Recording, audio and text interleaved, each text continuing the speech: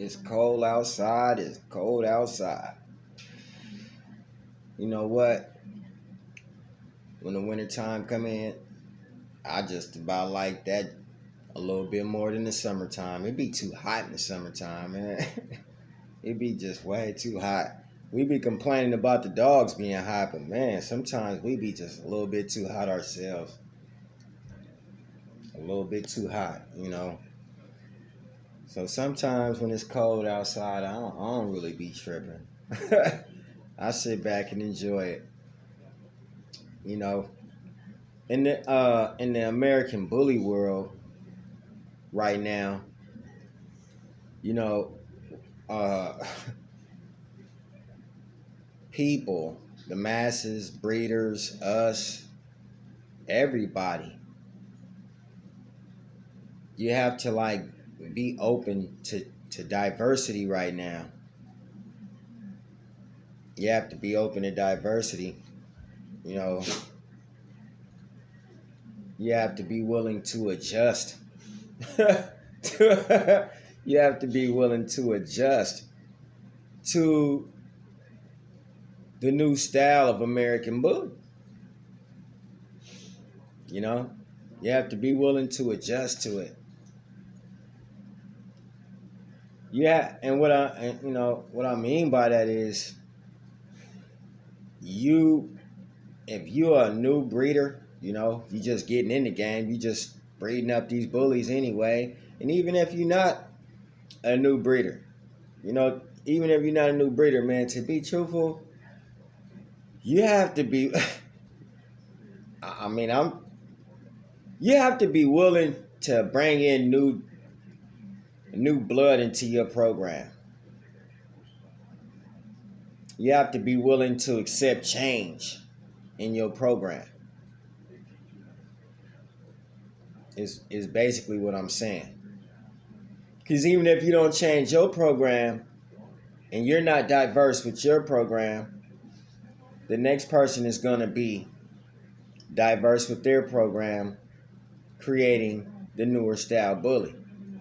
And I'm not influencing nobody at all, or even trying to tell somebody even what to do. It's just, this is the way that I view it. This is the way that I'm viewing the game. Basically, what I'm talking about right now is the way the game is going. You have to be willing to willing to change. You have to be willing to change, meaning, you have to be willing to breed different dogs. You have to be willing to breed to different dogs. Most of the breedings that are being done are not in-house breedings, or in their own yard breedings. They're diverse breedings, incorporated by new blood.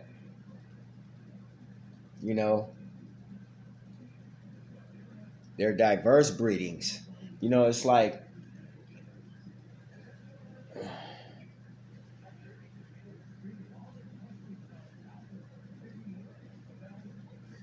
It's like, you picking from traits, right? Because I do a lot of writing down things when I get to studying these dogs. I start writing stuff down. And what I'm doing is just writing down what I see. You know what I'm saying? So I see different varieties of dogs. I see people incorporating brand new traits every single breeding.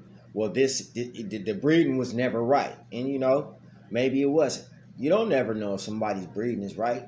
When someone tells you that their dog is a young dog, they're probably just speaking for their dog, their breed of dog, because like we already know they can't be speaking for Razor's Edge. The dog is too old for you to be speaking for. So, you know what I'm saying? You got to be speaking for your dog. You can't be speaking for Gotti. You can't be speaking for Greyline. These are dogs you're not speaking for, so you have to be open to be diverse and bring in and incorporate new bloods.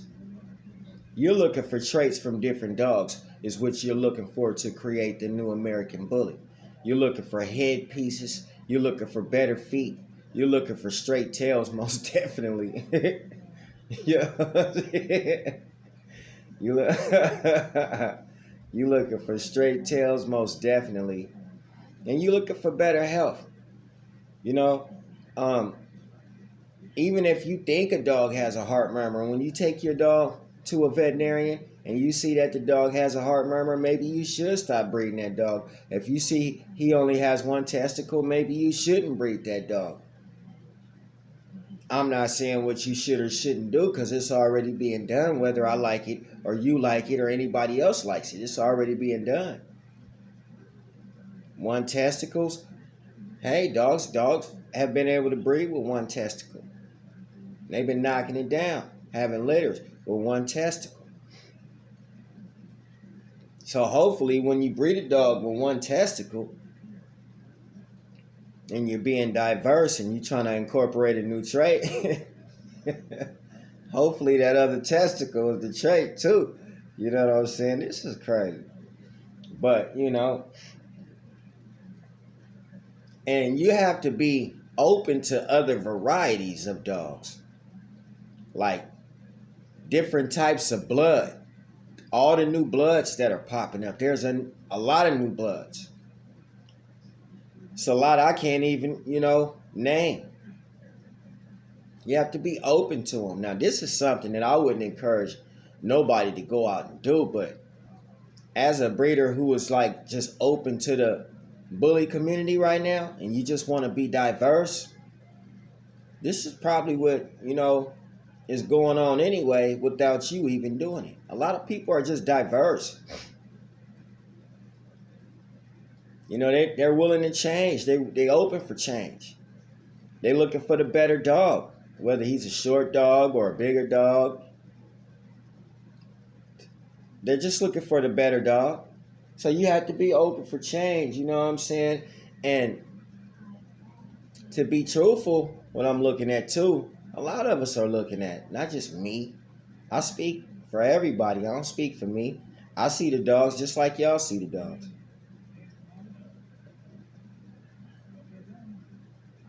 They have that UKC thing, that heavy bulldog influence. You may have to have a heavy bulldog influence in your newer dog. This will help you to sell that dog if you're trying to sell the dog. Look at me up here trying to, I ain't trying to give instructions on how to sell no dog or nothing. I'm just saying,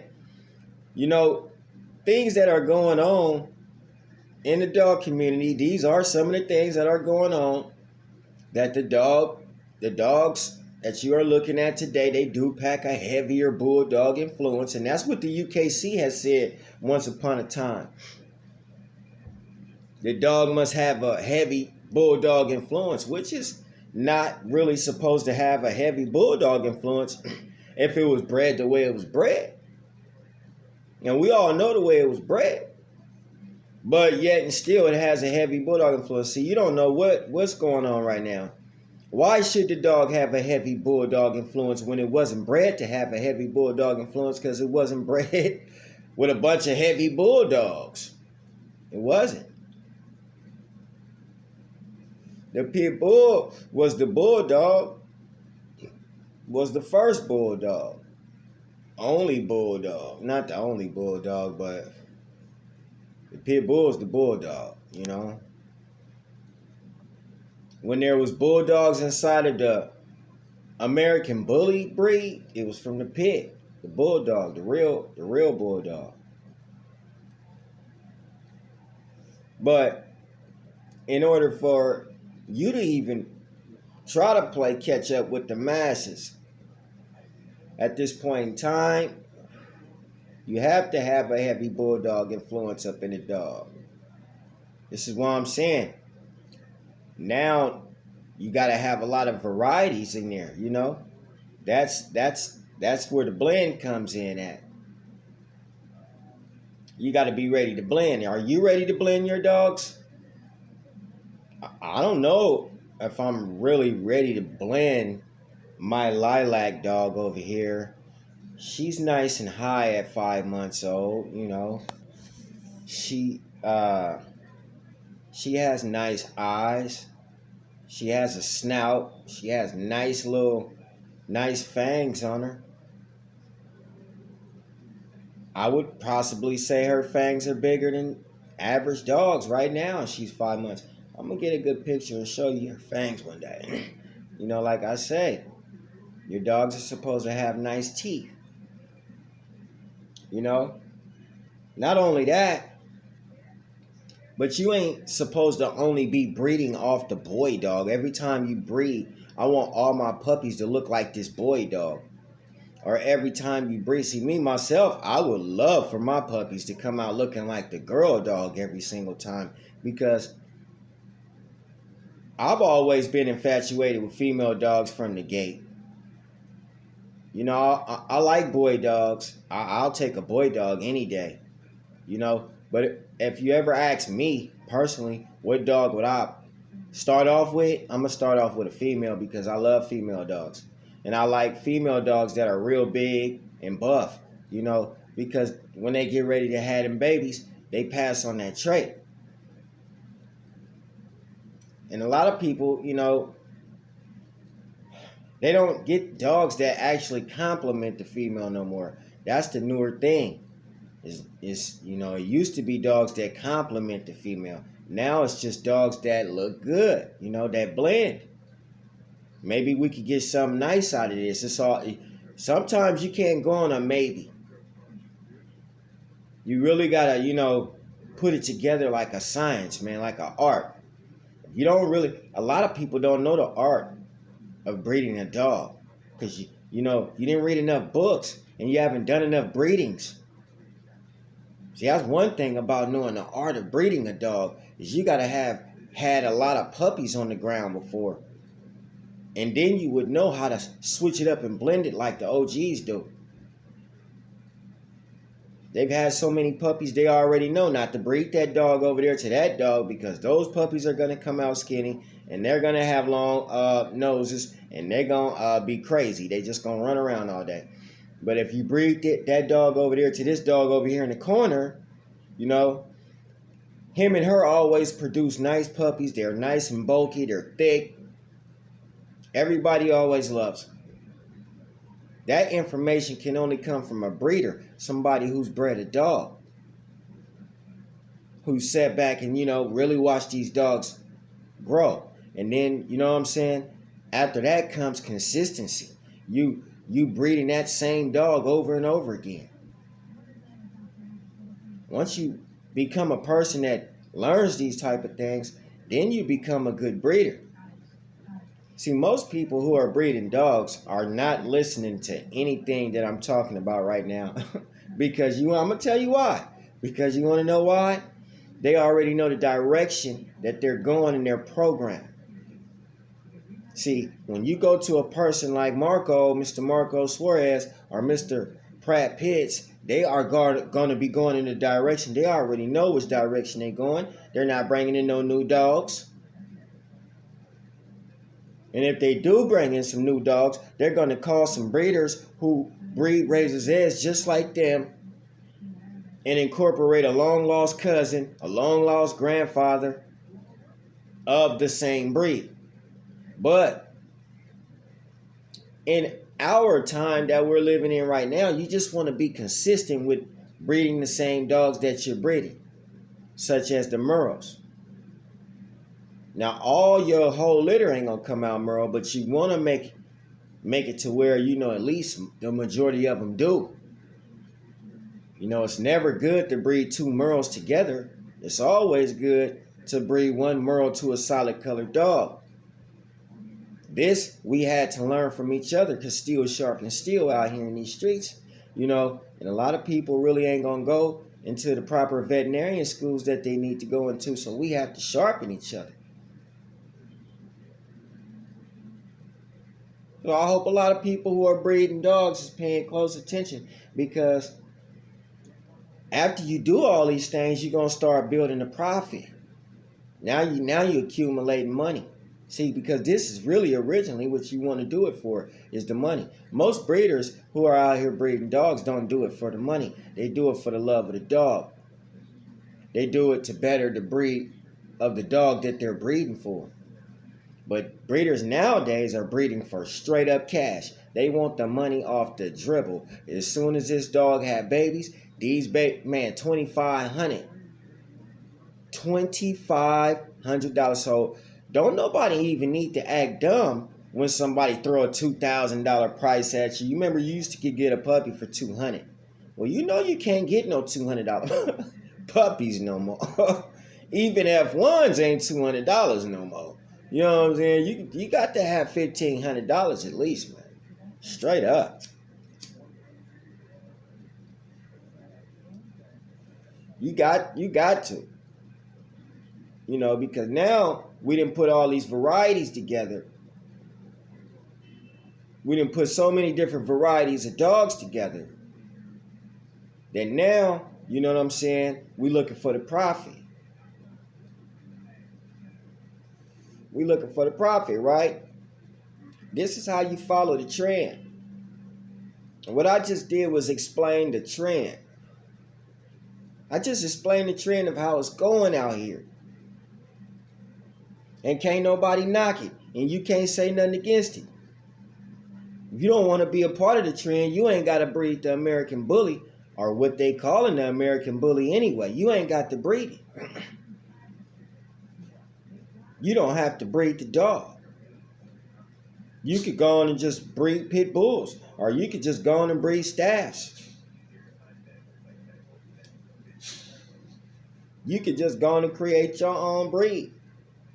But what's going on right here is what I'm, basically talking about. And right now, let me tell you something that I don't like. I won't do is talk trash. I'm not going to talk trash to nobody's dog. I'm not going to talk trash about nobody's dog. If I ask a question and it's like straight to the point, like, do your dog have exotic ancestry? Because a lot of people nowadays are breeding dogs with exotic ancestries to a Razor's Edge or to a Gotti. And they claiming the dog as an American Bully. And I've asked that question numerous of times. If this dog that you have over here, this female dog, this short dog, I'm not clowning, I'm just asking a question. She's a short dog. Then when you look on her pedigree, you can see why she's short. Because her grandmother was an exotic. But the rest of her family members was bullied. But she did have an exotic grandmother. So that right there is an exotic ancestry. This explains why your dogs come out short. It's not a bulldog that you added to the paperwork. It's a short dog back here that you gotta say is an exotic, because even on your paperwork, if you put her next to the dog, all the rest of the dogs on the paperwork, she's still smaller than them. And any dog from 2000 all the way up to like 207, 214 probably, 214, 216, those were all big dogs. They started shriveling around 215, 216, 2016. 2014, 20 through 2016, they started shriveling up to where they are today.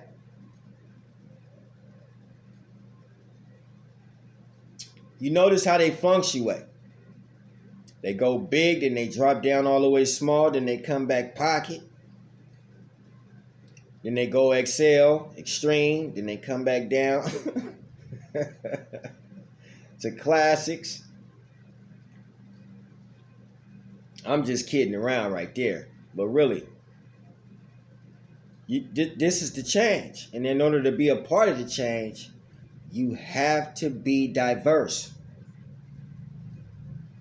That means that right now, since you got to be diverse, you might as well start off with a diverse dog. Something like You know, I don't want to call out names. That's the thing. You know, I don't want to call out y'all dogs' names. But you got to start off with a small dog. Just put it like that. Because you know this small dog has an exotic ancestry. It might not be an exotic dog itself, but he has an exotic ancestry. And some dogs don't even, like, be truthful. There's a lot of dogs. Everybody just don't have dogs that they know all the ancestries to. There's a lot of dogs from a lot of people that are, you know, single registry dogs. Like I'm a register a couple of my dogs single registry dogs, because you don't know the ancestry of these dogs. It ain't that you don't know them, it's just that you ain't got the paperwork to the dogs. You got pictures probably, and some of you don't even have pictures. Some of us don't even have pictures of what dog made your dog. Like my dog don't have the pictures of what dogs made her dog. There's dogs like that are out here. But see, one thing about it is you need a classic dog like Miss Bright Eyes.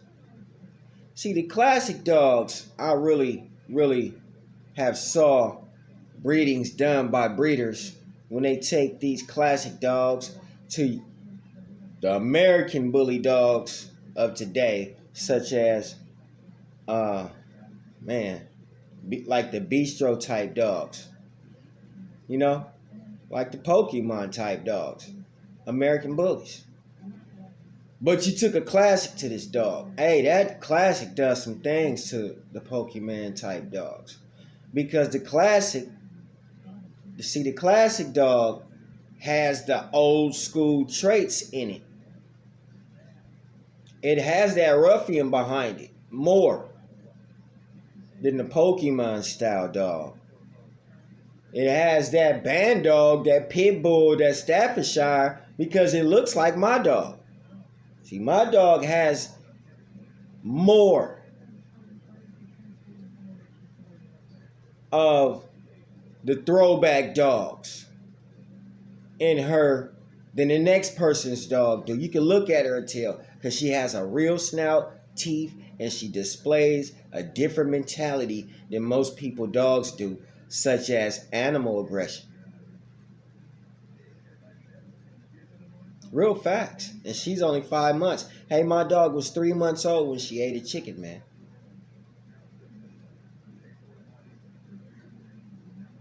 So, you know, the classic dogs, the reason they act like that is because they come from band dogs.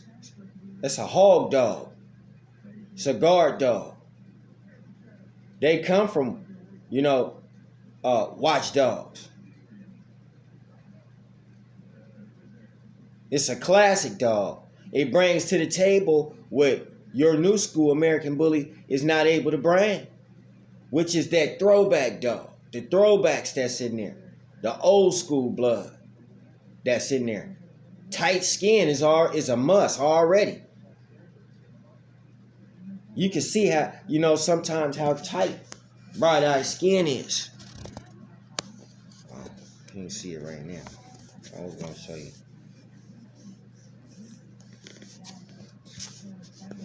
You can see, man. I'm going to have to show you her skin. Bright Eyes. Come show me how tight your skin is.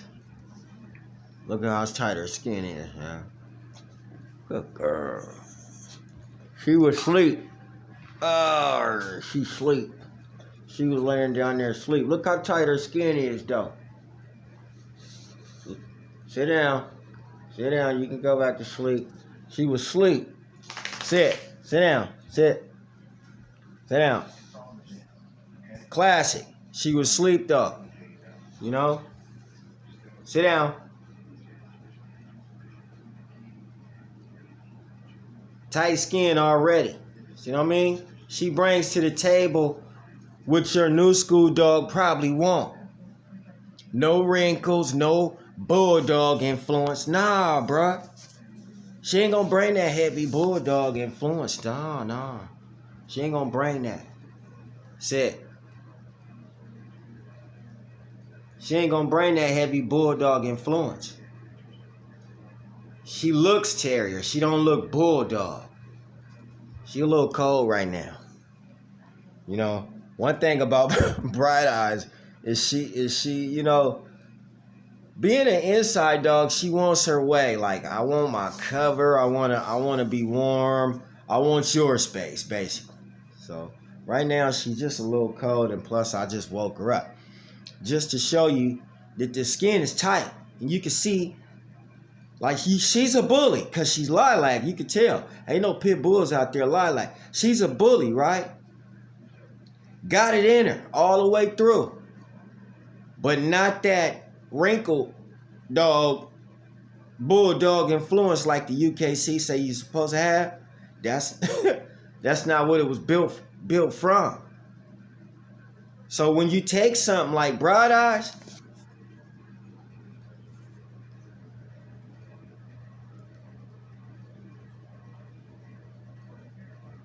and you breed her to your dog, your new style, you might come out with something dope.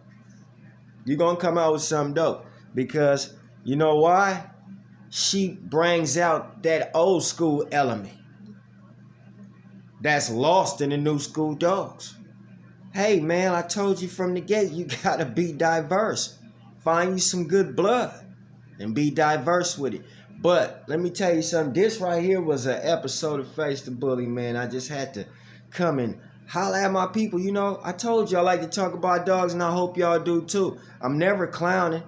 I know it may seem like sometimes I clown, talk about how a dog's eyes may be round, and they ain't supposed to be round.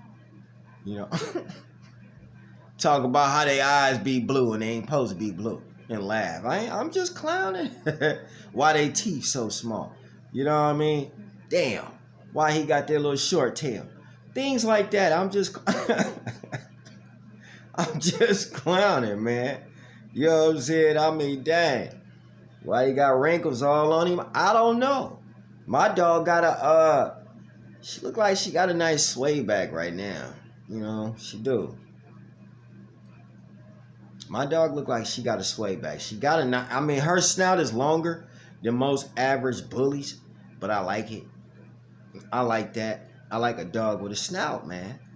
You know what I'm saying? I might walk at 3 o'clock in the morning with my dog. I don't really walk out there. I'm just saying that could be a possibility. You know what I'm saying? And my dog might have to help me. You know, you know what I'm saying? You might have to help me out there, man. It's 3 in the morning. I don't know what's coming, but you know, I'm gonna keep. I hope you guys stay safe, man, and quit being so selfish. It's just too much selfishness going on. You know, that's what comes along with diverse. Is you trying to force somebody to accept something just because you like that. You trying to have it your way. You should never ever try to force somebody to like something just because that's what you like. You should be the type of person, man, that, you know, never try to crush somebody else's feelings just to satisfy yourself. Because once you try to satisfy yourself, you're going to find out in the end that what you did to satisfy yourself only wronged you. And you probably lost something that was better for you in the process of doing what you done, which was called stupidity. Just dumbass stupidity. So don't be stupid by being selfish, because it's just a lot of selfishness going on in the world, especially in the American bully world, to where you can see that people want to change things. Sometimes change, I already said this a lot of times on Face the Bully, sometimes change ain't good. It's not good in dogs, and sometimes it's not good in real life. Don't never try to change something thinking that you're going to make it better. Just leave it alone. You know what I'm saying? Like it's been told to you before, let well enough be. Now here you go trying to change something. When you change it, you just changed it and made it worse. Be mindful out here in the streets. Be mindful in the world. Be in the world, but not of it. and try your hardest, because I know it get hard to love thy neighbor. For real though, love thy neighbor, man. And this is Face the Bullet.